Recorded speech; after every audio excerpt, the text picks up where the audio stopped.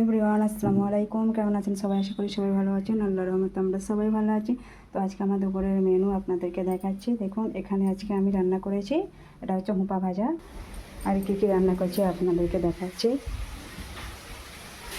তো এই দেখুন, এখানে মাছ ভাজা আছে, আর এখানে ঝিঙে দিয়ে মাছ দিয়ে, আর এখানে কিন্তু আমি আলু দিইনি, ঝিঙে দিয়ে মাছ দিয়ে ঝোল করছি, ধনে পাতা দিয়ে। আর একটু ঝোল বানাবো, জিরে বাটা আদা বাটা দিয়ে ঝোল হচ্ছে।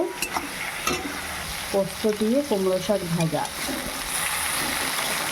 এই হচ্ছে আজকে দুপুরের মেনু।